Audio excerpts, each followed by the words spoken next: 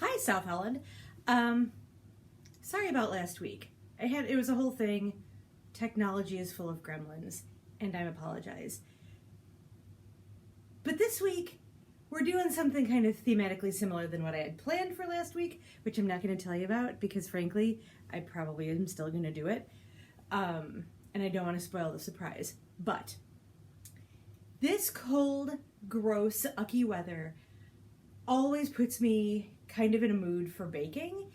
And as you can see, I'm back at the library doing my thing today. And we're limited at the library, obviously, in terms of what we can do. This recipe is super easy, especially if you're cooking with little kids. This is no oven, no bake, no fry, no anything like that. We're making some chocolate peanut butter bars. And when I say peanut butter, obviously, if you are a person or if you're cooking for somebody who has a nut allergy, you can obviously swap in the nut or seed butter of your choice if you want to use cashews or almonds or like a sun butter or something like that. You can absolutely use that instead, and it'll turn out perfect. I'm going to turn the camera to my work surface and put my hair up and put my mask on because I'm planning on sharing these, and safety is a thing, my friends. So let's get started. So I'd forgotten that we don't have square pans here at the library. So all I did was use some aluminum foil and I scrunched it up at the end to make a square, either an 8x8 or a 9x9 pan, whichever you happen to have works. All right, so into my large mixing bowl, I am going to pour in 1/2 cup of butter, which is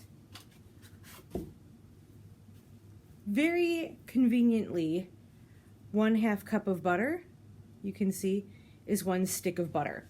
So cut up a stick of butter and melt it.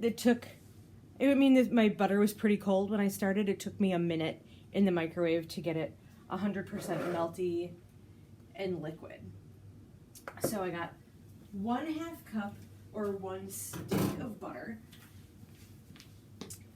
The next thing I need is graham cracker crumbs. And I just bought regular graham crackers. These happen to be low fat. That's, what was it, Jewel? If you don't have low fat, cool. If you have honey graham crackers, fine. If you have cinnamon graham crackers, that would be delicious too.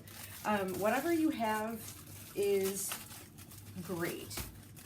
And you're gonna need about 1 cup of graham cracker crumbs, which turns out to be about 8 full crackers. And by full, I mean this is a full cracker. So I need 8 of these. 1, 2, 3, 4, 5, 6, 7, 8. That's a whole sleeve. And I am gonna crunch those up. There's kind of no wrong way to do it. I'm just crunching it up with my hands. If some bigger pieces fall in there, I can come in with a spoon or a fork and smoosh those up. Actually, I'm going to grab one of those right now because I've got some too big pieces going on.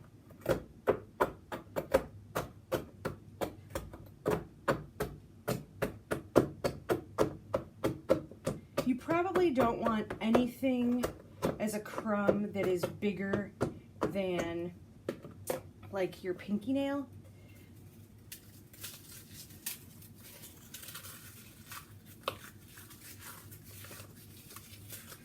This is a great job for little kids to do if you've got any around. They love getting their hands in there and mixing stuff up. A really efficient way to do this would be to put all of these graham crackers into a zipper top bag and roll a rolling pin over them. And you would get it done in 4 seconds. A way that's even faster is if you are lucky enough to have a food processor like a Cuisinart at your house, you could use that and just zap them all down into crumbs. Whatever way you want to do it is completely fine. I'm going to finish these and I'll be back in just a second. All right, my graham cracker crumbs are all crumbed up, as you can see.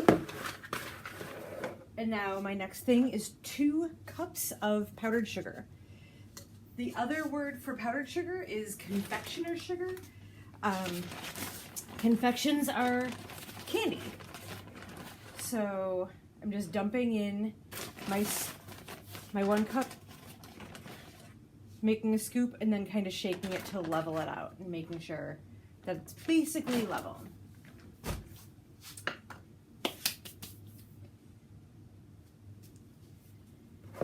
And now I'm just mixing these together. So, stick of butter, a cup of graham cracker crumbs, and 2 cups of confectioner sugar.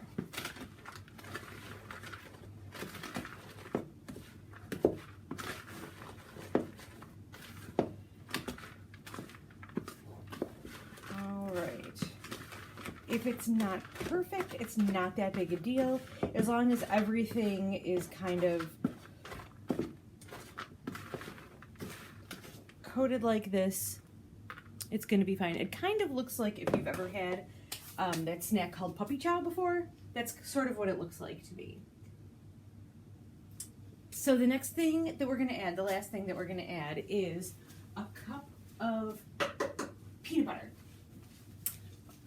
Or, like I said, the nut or seed butter of your choice. Whatever you like is great. I am a smooth peanut butter girl. I loved crunchy as a kid, but now I'm kind of a smooth peanut butter girl. If you have crunchy at home and you like that, by all means use crunchy. It'll be delicious.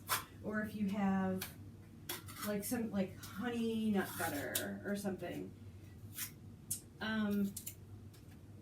that would be delicious as well. Like I said, whatever tastes good to you, do that thing. I'm going to spray some nonstick spray into my cup just to get the peanut butter to come out a little bit easier. I don't know if you know this, ladies and gentlemen, but peanut butter is really sticky. So in order to get it to come out of the scoop as easily as possible,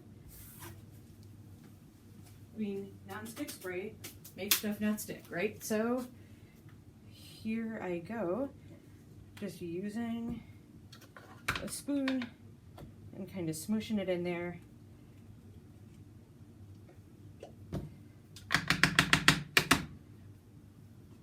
This isn't melted or anything, it's just regular old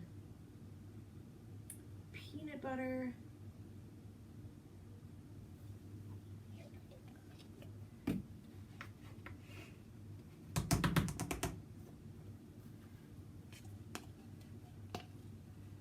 Almost there. But I'm not putting the peanut butter away, I still need it. And you'll see why in just a second. So there's my cup of peanut butter. Into the big bowl it goes.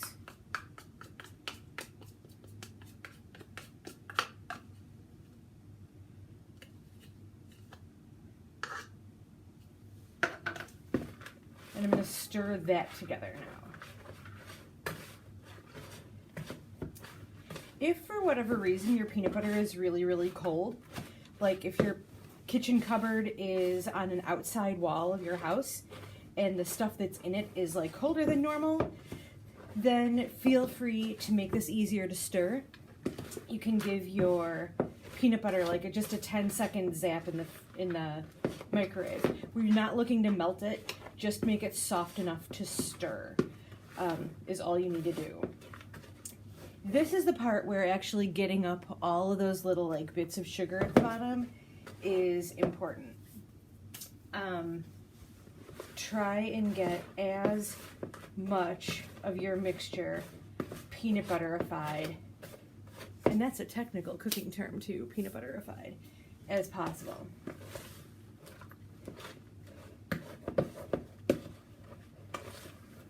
You might need to get in there and use your hands a little bit, and that is fine. All right. So now this guy goes into the pan I made. And I'm just dumping them in. It's kind of chunky, you can see, and that's okay. It's not like a batter for cookies or anything.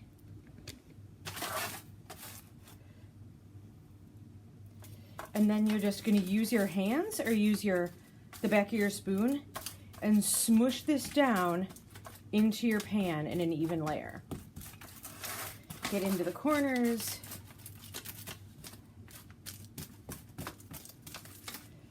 And again, my hands are clean, but I'm not using them because I'm planning on sharing this with people that I don't live with. And we love each other here at South Holland Public Library. We want to keep being able to love each other for many, many moons to come. All right. So that's about even. All right. So the last thing that I'm going to do before we call these done is in another bowl. I'm just going to use, actually I'm not. I lied. Here's what I'm going to do.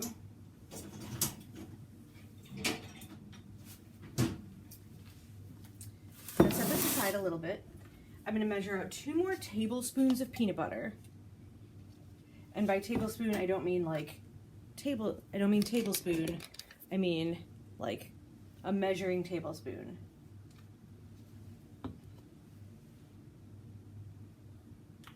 All right, 1 tablespoon of peanut butter.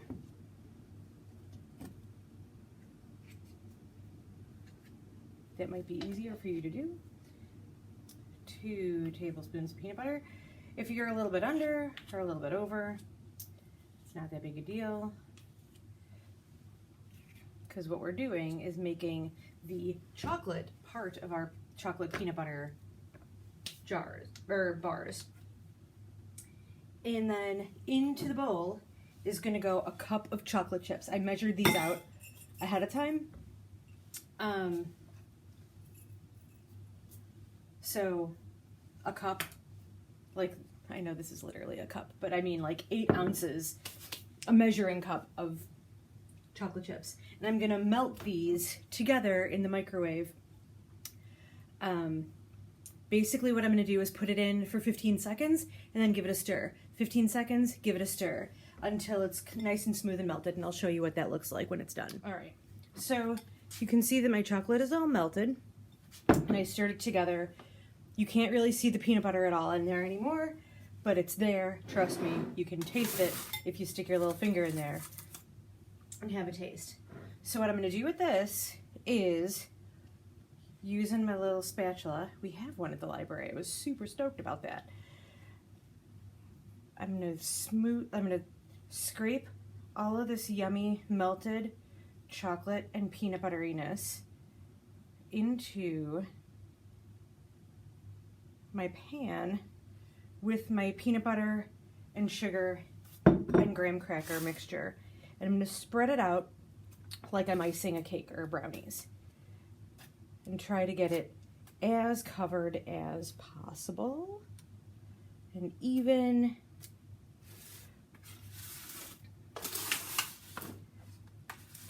It's easiest when you're doing that, when you're pouring out the melted chocolate from your bowl, to dump it in the middle and then just kind of smooth it out to the sides. If you have a spatula, awesome. If you need to use the back of your spoon, that is also fine. I wouldn't use my hands. It's hot. You might burn yourself. And that would not be rad at all.